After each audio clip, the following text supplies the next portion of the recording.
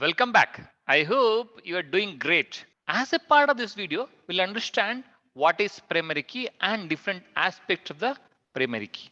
First of all, what are primary keys? Are we talking about a famous lock and key from Godrej? No, we are talking about a key in a table, which is there as a part of database. We already understood how do we choose the primary key in our previous videos. Let us summarize that now. When we have any table, we'll identify the super keys first. From that, we'll identify the candidate keys. From that, we'll identify the primary keys. Let us understand the primary key concepts by using a example of university. I know all of you would have been part of different universities.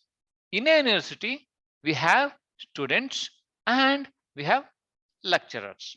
If we were to create the database of a university, then we have to create a students table, then we have to create a teachers or lecturers table, then we have to create a course table, and so on.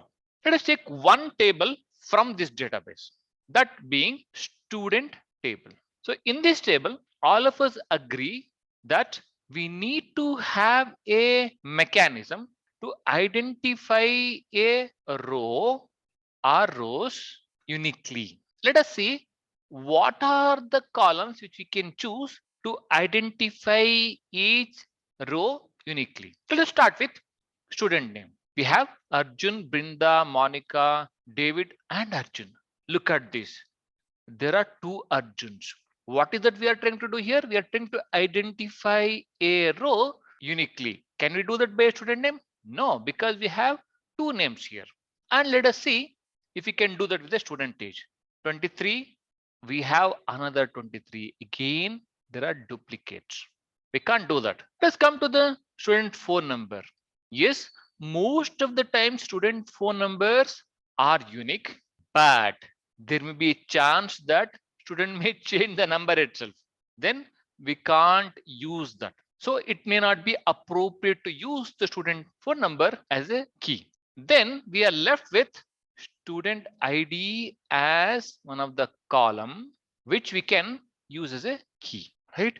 If you look at this, student ID is unique. It can identify a record uniquely. 1001 is of this Arjun. If you want another Arjun, his ID is 1005.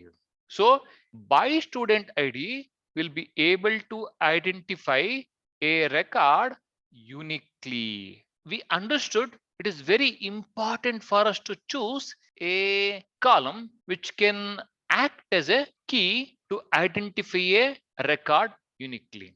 Then what is primary key? Primary key is a column of a table which uniquely identifies each tuple.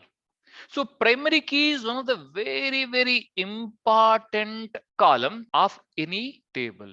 In this case, we are looking at a student table where roll number or a student ID is one of the important way to identify each tuple uniquely. When you go to a bank, obviously the data is stored in a tables in a database. So how does the bank guys identify each tuple or each record? There may be a chance that there are two people with the same names with subtle variations. In that case, usually bank guys will either identify a person with the account number or customer number, right? So primary key is one of the very important key of any table, in turn any database. Let us understand more aspects of the primary key. A relation or a table or an entity can have only one primary key. Look at this.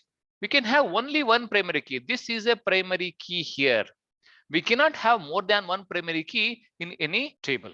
If you take any table, what is very important is each rows should have a primary key value. Here you can see 1001, 1002, 1003. These each rows have a primary key. One more important aspect of the primary key is primary keys cannot accept the duplicate values. Like this here, it cannot have 1001 here as well, 1002 here as well. It should not accept any duplicate values. And also primary key cannot have a null values. For example, here we cannot have a record like Salman 50 some phone number with a null value here, because the idea of primary key is to fetch this whole record. If this guy has a null value, how will you fetch this record? You cannot. So primary key cannot accept a duplicate or null values. Now let us understand where do we provide a primary key when we are creating a table. I have logged into MySQL, which is installed in Ubuntu. If you have not logged in, please log into MySQL. I will get into the database. Let me see which are the databases here.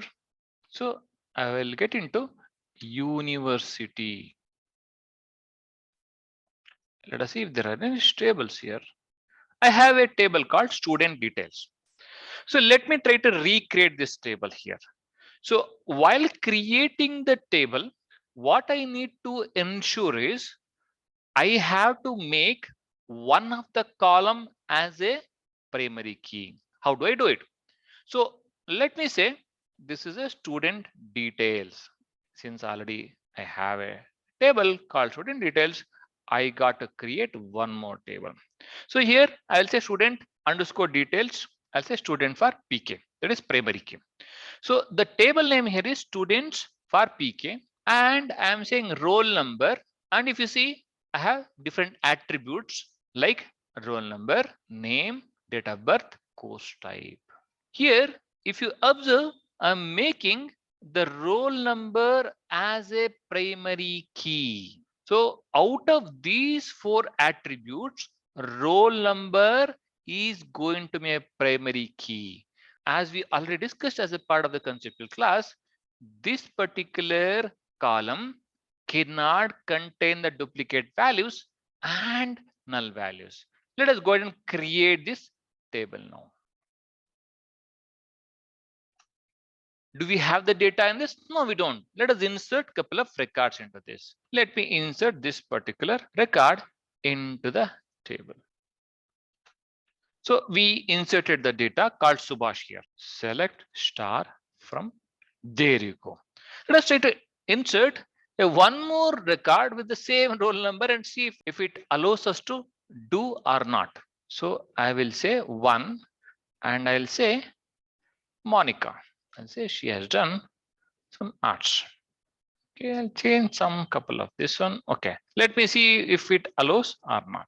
If I try to insert, no, you can see it says duplicate entry 1 for key primary. Wonderful. We understood what is primary key and how do we create a table with the primary key. Thank you.